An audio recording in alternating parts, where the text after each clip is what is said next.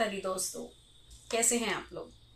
आज के वीडियो में बात करने वाली हूँ हमारी इनकम का, हमारे सम्मान का, हमारे ज्ञान का, हमारी संतान का, हमारे पति का, हमारे अगर हम बात करें तो ओवरऑल हमें जो उन्नति देने वाला है, हमारे जीवन में कुछ भी घटित होने वाला है, उस ग्रह के बारे में बात करेंगे। समझ गए ना? जी हाँ, आज बात करने वाले हैं देवगुरु बृहस्पति के बारे में, जिन्हें स्वयं ही कहा जाता है कि ये एक नैसर्गिक शुभ ग्रह है।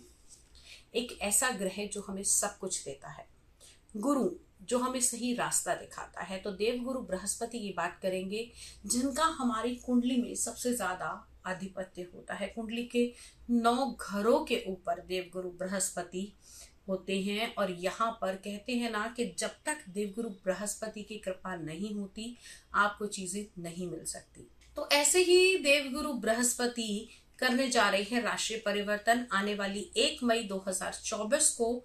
और यहाँ पर ये वृषभ राशि में गोचर करेंगे 1 मई 2024 से लेकर 29 मार्च 2025 तक। इस अवधि में कभी ग्रह मार्गी होगा, कभी वक्री होगा, कभी चारी होगा, कभी अतिचारी होगा। और ये अतिचारी जब होंगे, यानी कि बहुत जब शीघ्र चलेंगे, तब चलेंगे 4 मई से लेकर 28 मई के बीच में। इसमें फल देने की क्षमता बहुत तेज हो जाएगी, फटाफट मिनटों में काम आपका होता हुआ दिखाई देगा। आपको 3 मई को लगेगा अभी तो प्रिपरेशन नहीं हुई, और 5 या 7 मई को जाके आपका काम फिनिश भी हो जाएगा। तो अब ये कैसे होगा और कहाँ होगा, इन सब की चर्चा करेंगे। आज बात करने वाली हूँ कर्क लगन वाले जातकों के बारे में। जी हाँ, जिनकी हॉरोस्कोप 4 नंबर से स्टार्ट होती है, आज ये उन सब के लिए है। 4 नंबर से स्टार्ट, यानी कि कर्क लगन की अगर हम बात करें तो आपकी कुंडली में देवगुरु बृहस्पति आपके भाग्य के और आपके 6ठे भाव यानी कि रोग ऋण शत्रु भाव के मालिक हैं। अब यहाँ पर देवगुरु बृहस्पति का भाग्य के भाव के स्वामी का एकादश भाव यानी कि प्रॉफिट, लाभ, इनकम के भाव में आ जाना।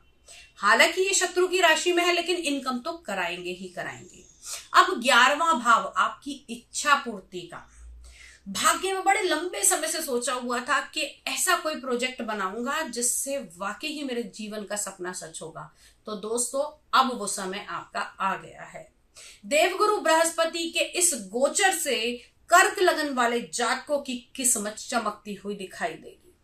अगर हम बात करें तो यहाँ पर आपको जो रुके हुए काम थे वो पूर्ण होंगे। पैसा कहीं दब गया था तो वो मिलेगा। पिताजी आपको संपत्ति नहीं दे रहे थे तो वो भी मिलती हुई दिखाई देगी।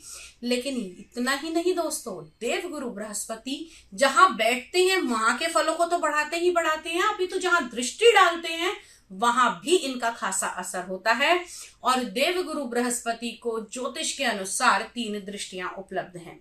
यानी कि पहली दृष्टि पंचम दृष्टि। पंचम दृष्टि से आपकी कुंडली के 3रे भाव को देखेंगे। इनके शत्रु की राशि है। 3रा भाव आपके बल, पराक्रम, साहस का है, जहां केतु पहले से गोचर कर रहे हैं।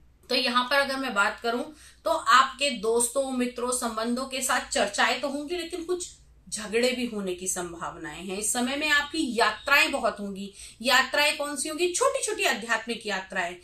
अभी अपने शहर के पास के मंदिर चले गए, या किसी का कोई अनुष्ठान हुआ वहां पर चले गए, मित्रों के साथ में किसी ऐसी जगह चले गए जहां पे कोई धार्मिक स्थल है। तो इस प्रकार की चीजें आपको होती हुई आने वाले समय में दिखाई देंगी। चीजें मिलेंगी, लेकिन थोड़ा रुक कर मिलेंगी।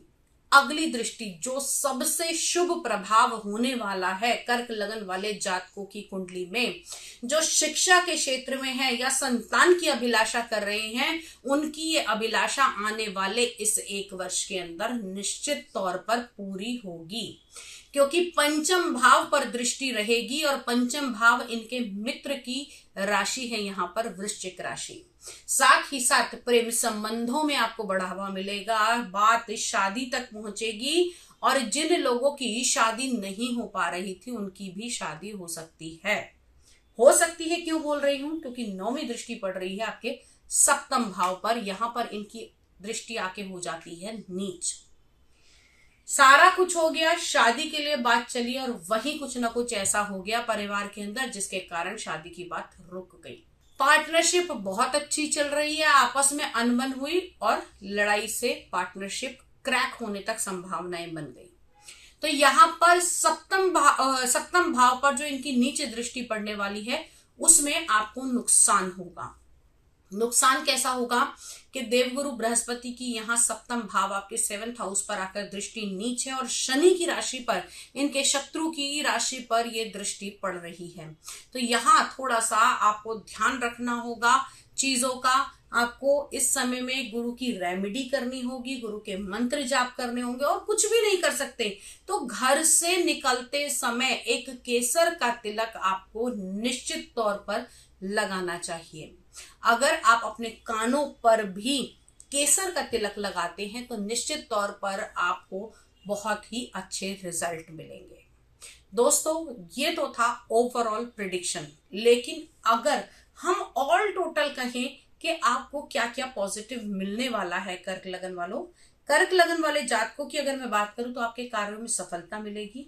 रेमेडियल पार्ट के बाद में आपकी इनकम बढ़ेगी और साथ ही साथ जो सबसे शुभत्व आपको चीजें प्राप्त होंगी वो होंगी संतान की प्राप्ति, शिक्षा के क्षेत्र में नई उपलब्धियां और खास तौर से जो लोग शेयर मार्केट में हैं आने वाला एक साल उनके लिए सुनहरा साल हो सकता है। इस साल के अंदर आपको किन किन चीजों का ध्यान रखना है? किसी भी ऐसे व्यक्ति का जो गुरु तुल्य है या गुरु है उसका आपको मान सम्मान करना है, किसी भी प्रकार से उसका तिरस्कार नहीं करना है और साथ ही साथ अपने बड़े भाई से किसी भी प्रकार का कोई लड़ाई झगड़ा आपको नहीं करना चाहिए। आज के वीडियो में इतना ही। यदि वीडियो अच्छा लगा हो तो इसे फॉरवर्ड कीजिए, आगे शेयर कीजिए और अगर चैनल पर नए हैं तो प्लीज चैनल को सब्सक्राइब कीजिए ताकि आने वाले सभी वीडियो आपको समय से मिल सकें। जय माता दी।